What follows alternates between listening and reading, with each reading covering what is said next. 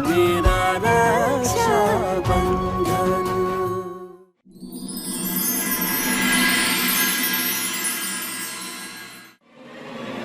मासा!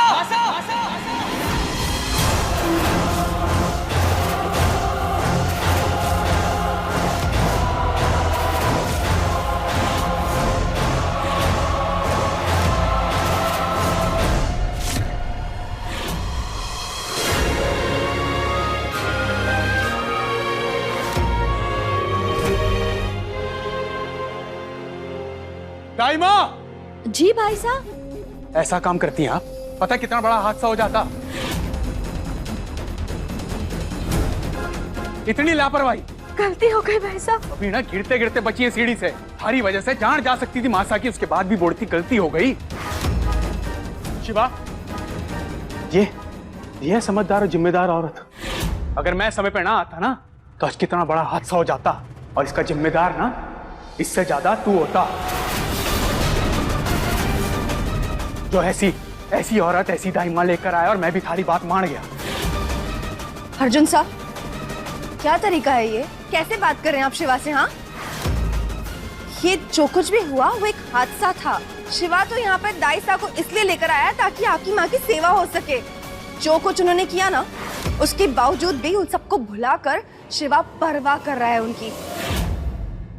फिर भी आप उसे सुना रहे हैं? रौनक जी शांत हो जाइए ना। अच्छा, तो बदला लिया जा रहा है हमारी मासा से।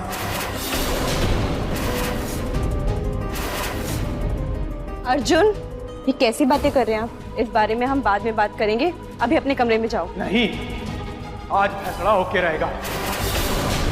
किसी की जरूरत ना है, मैं अपनी मासा का ध्यान खुद रख लूंगा।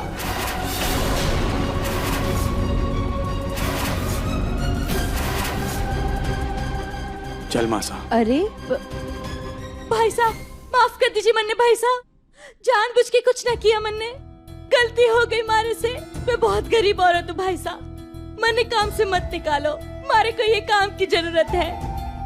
मैं बहुत गरीब औरत हूँ, उठो, मारे को माफ कर दीजिए। कोई आपको काम से नहीं निकाल रहा है, रोइए मत, आओ मेरे साथ। जानती है ना कि मैं यशोदा देवी की सेवा के लिए उसको लेकर आया था मधुबन। पता नहीं क्या हो गया। भाई साहब, ऐसा मत बोलिए। अर्जुन अभी गुस्से में है, उसे कुछ समझ ना आ रहा वो क्या कह रहा है। वो तो बस अपनी मासा के प्रेम में ये सब बोल गया। मैं जानती हूँ आप कभी किसी का बुरा करने का सोच भी ना सकते। सबको खुश रखने की चिंता सताती है आपको, और इस चक्कर में ना आप अपना ख्याल भी नहीं रख पाते। चलिए अब जाके आराम करिए। मुझे आराम की क्या जरूरत। चल।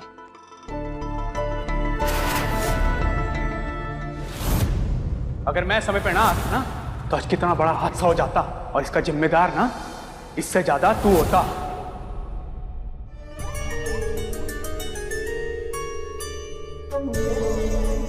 जी, ये क्या कर रही हैं आप? दाइसा, ये क्या कर रही हैं आप? क्यों कर रही हैं? इस संसार में अब भगवान के बाद बस एक आप ही है मारली जी। आपने मारे सिर पर कितना बड़ा पाप चढ़ने से मैंने बचा लिया, वरना छोटे सांप मासा को जान से मारने का इल्जाम मारे ऊपर थोप देते और मैंने इस घर से धक्के मार के बाहर फेंक देते। आपने मारा इस घर से दाना पानी उठने से मैंने बचा लिया। वैसे जीजी, शिवा भाई साहब रसाल जीजी और उनके परिवार के लिए क्या कुछ नहीं करते, लेकिन फिर भी उनकी जरा से भी कदर ना है इस घर में। आपने शिवा भाई साहब के पक्ष में कुछ कह दिया तो अर्जुन साह के सामने शिवा भाई साहब ने आपको ही चुप करा दिया।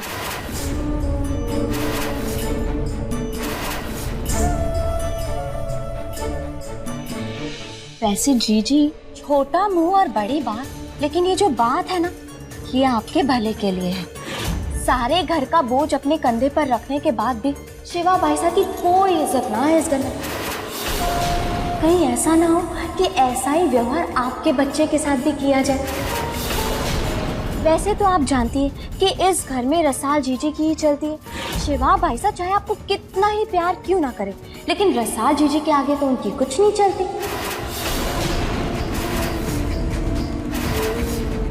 अब जाके लगा तीर सही निशाने पर।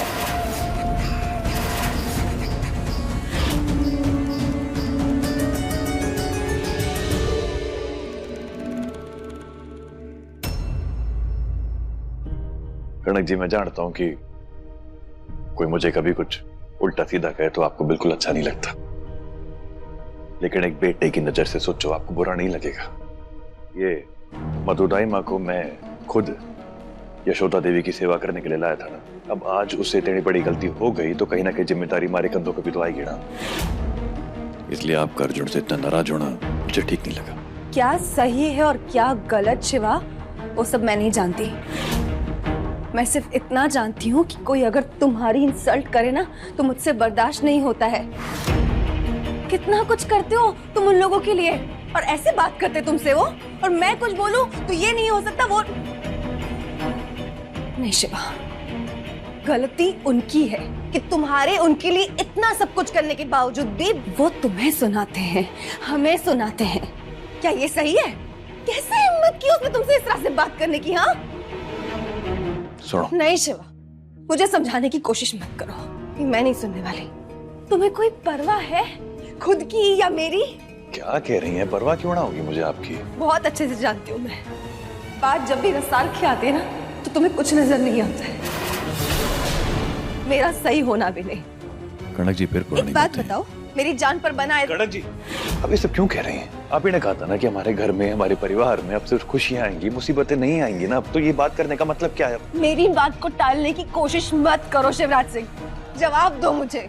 क्या अब भी अगर मेरे या हमारे बच्चे पे कोई मुसीबत आएगी तो तुम्हारे लिए रसाल और उसका परिवार पहले आएगा या हमारा परिवार?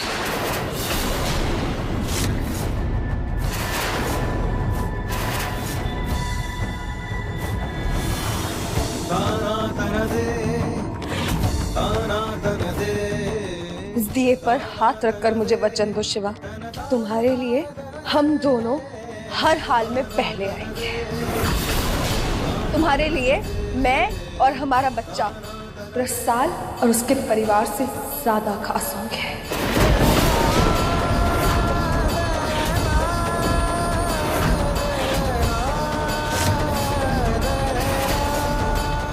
वचन दो शिवा, तुम्हें हमारे बच्चे की कसम है, वचन दो।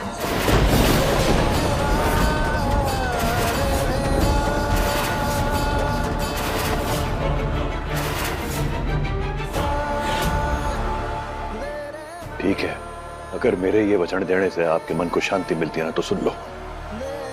वादा करता हूं मैं आपसे कि कभी अगर ऐसी स्थिति आती है ना तो आप और मेरा बच्चा मेरे लिए सबसे ऊपर होंगे। मैं हर मुसीबत में चाहे जो हो जाए आपके साथ खड़ा रहूंगा। उसके बाद जो ऊपर वाले की मर्जी।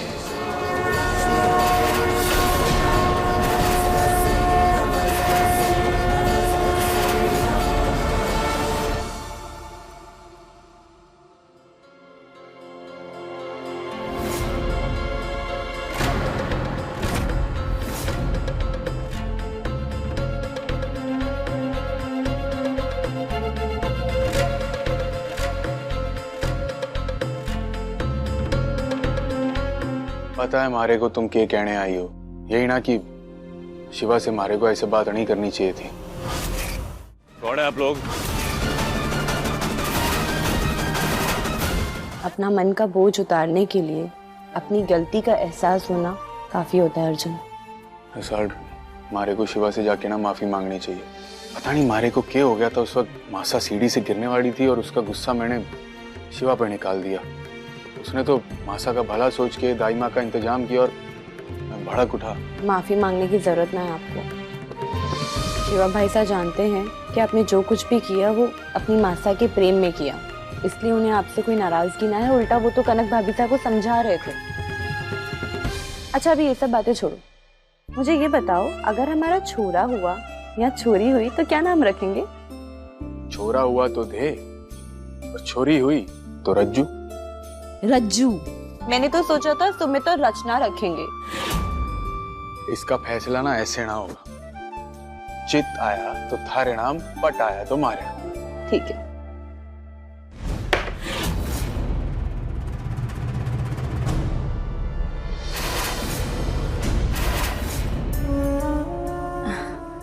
ये क्या? ना छोरे की बारी आई ना छोरी की बारी आई, ये तो बहुत बड़ा घना अपशगुन का संकेत लागे। पता नहीं भगवान क्या चाहते हैं। ऐसा कुछ ना है, ये कोई अपशगुन ना है, कभी कभी ऐसा हो जाता है। माफी रसाल भाई साहब, माफी अर्जुन साहब, हम कुछ गलत नहीं कहना चाहते थे। हम तो बस वही कह गए जो बरसों से हमारे गांव में कहावत चलती आ रही है। ठीक है, अब जाइए कनक भाभी सा के पास, उनकी सेवा करिए। हमारी परवाह करने की, हमारा कोई काम करने की कोई जरूरत ना है आपको।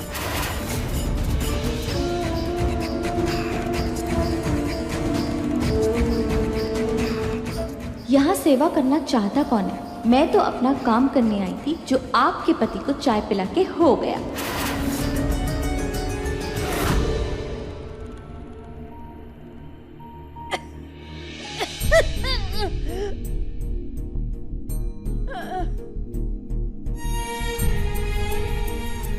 दादी सा,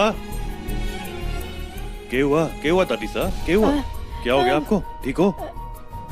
अचानक सीने में दर्द हो रहा है। हा? सर भी भारी है। आओ चलो आपको अस्पताल लेके चलते हैं, आ जाओ अभी। ना की कोई जरूरत ना है, थोड़ी देर में ठीक हो जाऊंगी। तो कैसे ना है, डॉक्टर दिखाना पड़ेगा ना दादी सा, ये कोई आम बात थोड़ी है। आओ मेरे साथ चलो। शिवा नहीं, तुम्हारी चिंता ना कर।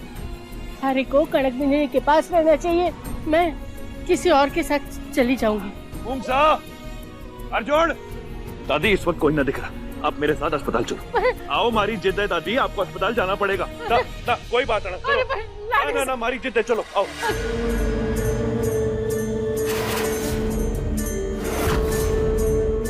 बेचारी दादी दर्द से कितना तड़प रही है, और ये जो दर्द है ना, वो इस पुड़िया का कमाल है, ताकि थारे को इस घर से मैं बाहर निकाल सकूं।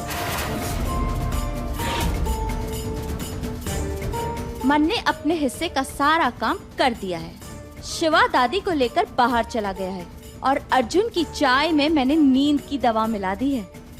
घर में कनक और रसाल पूरी तरह से अकेले हैं। यही समय है अपने काम को अंजाम देने का। अब बारी है यशोदा देवी की।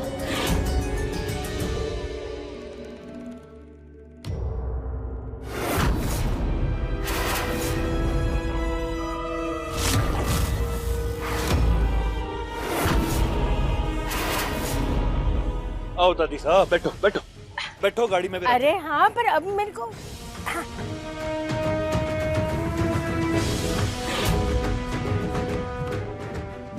जीप की चाबी। दादी साहब 1 मिनट बैठो, मैं जीप की चाबी लेकर आता हूँ, मैं भूल गया हूँ। अब मेरे को ठीक लगे हैं, जाने की जरूरत ना है। दादी साहब अस्पताल जाना जरूरी है, एक बार दिखाना जरूरी है। आप बैठो, 1 मिनट में चाबी लेकर आ रहा हूँ, आप बैठो। ये लाड़े सर भी ना।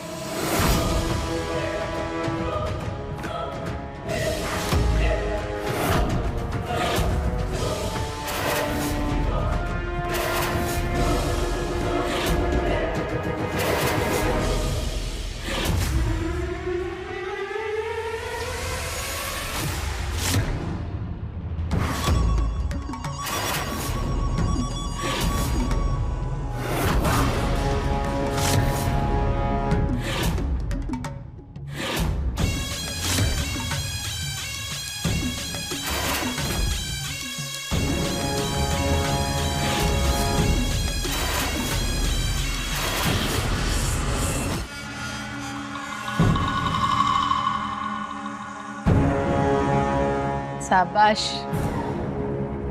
अपना काम बहुत बारीकी से किया तूने। आपके लिए तो हमारी जान भी हाजिर है मालिक, पर बारीकी के मामले में ना आप हमारी गुरु है। पर एक बात मारे समझ में ना आई, जब कैदी जेल से भागे और जब जेल से आप आने ही वाले थे, तो आपने शिवा और उसकी बच्ची की सुपारी उस कैदी को क्यों दी? अरे वो काम तो हम दोनों भी कर सकते थे ना, उल्टा वो पकड़ा भी गया। थारे समझ में उतना ही आएगा ना जितना थारे पास दिमाग होगा। अगर मारा इस घर में आने से पहले शिवा, कनक और उसके होने वाले बच्चे की मौत हो गई होती ना, तुम्हारा काम आसान हो जाता। पर ऐसा तो हुआ ना, इसीलिए मारे को सुपारी देनी पड़ी, चकोरी का नाम बीच में लाना पड़ा, और ये दिखाना पड़ा कि चकोरी का आदमी शिवा के बच्चे को मारने के लिए यहाँ घुसा। पर ये पासा भी उल्टा पड़ गया। अगर ये सही होता तुम्हारा काम आसान हो जाता, पर कोई बात ना, एक पासा उल्टा पड़ा तो दूसरी तरकीब तैयार थी हमारे पास, हमारी तबीयत की। मैंने ये दिखाया कि हमारी तबीयत खराब हो गई है, मैं जिंदा हो के भी मरी हुई की तरह हूँ। क्योंकि मारे को मालूम था कि अदालत मारे को जमानत देंगी इस नाम पर, और मारे को ये भी मालूम था कि हमारे बेटे को जब ये पता चलेगा ना कि उसकी माँ सरकारी अस्पताल में भर्ती होने जा रही है, वो कभी राजी नहीं होगा और वो अदालत में जमानत के लिए अर्जी देगा और हमारी तबीयत के नाम पे मारे को रिहाई मिल जाएगी। और वही हुआ। और रही बात शिवा के शक का, तो मैंने उसे चकोरी के नाम पे गुमराह कर दिया। चकोरी के नाम से चिट्ठी लिख दी ताकि शिवा का शक चकोरी के ऊपर जाए। अब तुम्हारे को इंतजार है हमारी टोली का कि वो यहाँ आए, शिवा की सारी खुशियाँ खराब कर दे, उसका होने वाला बच्चा इस दुनिया में आए ही ना।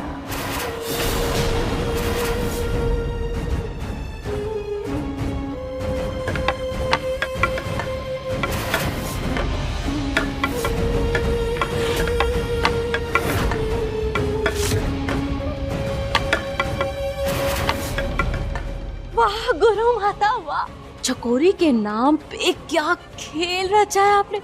और उस बेचारी चकोरी को कुछ पता भी नहीं, खाया पिया कुछ नहीं, गिलास फोड़ा बाहर आना।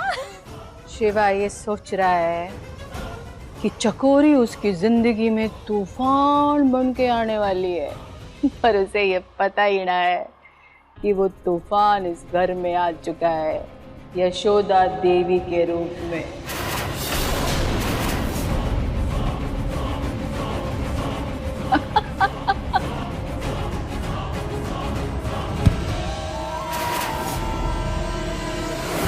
कौन है आप लोग? अट्टे क्या कर रही हैं? ये चाहिए है?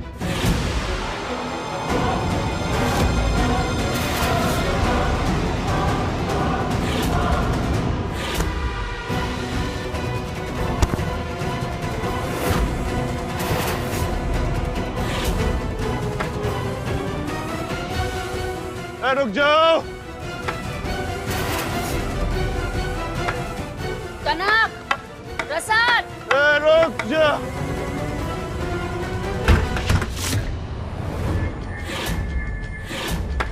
रसाल, कनक। कौन हो आप लोग? ये क्या कर रही हो? कैसे आई हो हमारे घर में? कौन हो? क्या कर रही हो हमारे घर में? कुछ बोलोगी?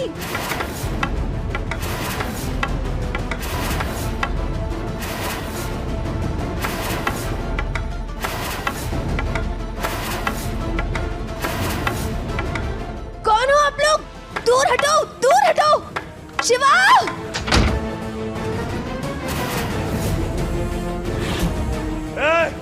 कनक जी, रसाल, दाइमा, कनक जी रसाल कहाँ है? दोनों कहाँ है? बहुत सारी औरतें आई थी, कनक बाईसा और रसाल को खींच के पीछे वाले दरवाजे से ले गए। अब तो बहुत डर गए थे। मुंगसा, ओ मुंगसा, क्या हुआ था? मुंगसा, दादी सा जीप में बैठे, उनकी तबीयत ठीक है, उनको डॉक्टर के पास ले जाओ, जल्दी जाओ। अरे पर तू नहीं, जल्दी करो, जाओ, उनकी तबीयत ठीक है। और हाँ, पुलिस वालों को फोन कर देना, उनको बताना कि एक औरतों का झुंड आया था, कनक जी रसाल को उठा के लेके, मैं उनके पीछे जा रहा हूँ। जाओ, जल्दी करो। हे भगवान, दोनों हंसते पेट से, थोड़ा तो रहम करता। न जाने के होंगे, किस हाल में होंगे। अगर उन दोनों को कुछ नहीं होगा उन्हें। उन दोनों पर अगर खरोच भी आए ना, तो दुनिया को तबाह कर दूंगा मैं। जहां भी होगा ढूंढ निकालूंगा मैं। जा शिवा, ढूंढ निकाल, आसमान पाताल सब एक कर दे। जहां तक हमारी सोच जाती है ना, वहां तक तू पहुंच भी नहीं सकता। मैं भी देखती हूँ कि तू कैसे ढूंढ निकालता है। मधु, फोन लगा सारी गैंग को और उनको बोल कि रसाल को कुछ नहीं होना चाहिए।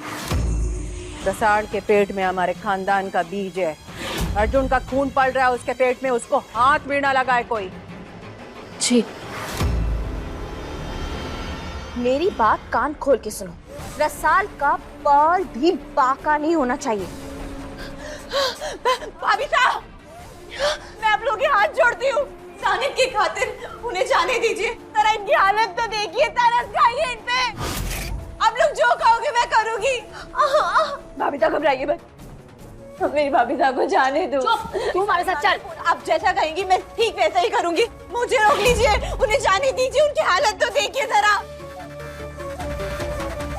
तुम्हारे साथ चल। उठ। मेरी भाभी साहब हमारे साथ चल। रसाल, अरे पकड़ो छोटी को, पकड़ो।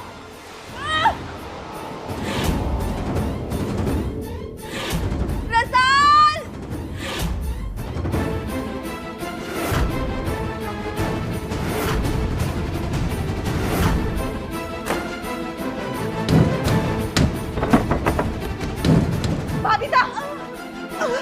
भाभी साहब आपको कुछ नहीं होने दूंगी। रसाल, बहुत दर्द हो रहा है। कुछ नहीं होगा भाभी।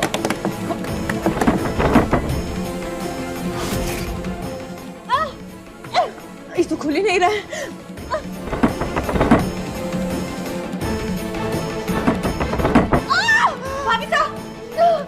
भाभी साहब मैं आपको किसी भी हाल में यहाँ से निकाल के रहूंगी।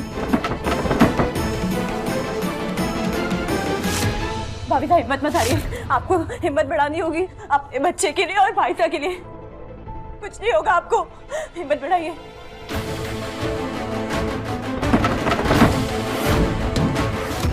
हमारे बच्चों को कुछ भी नहीं होने देंगे।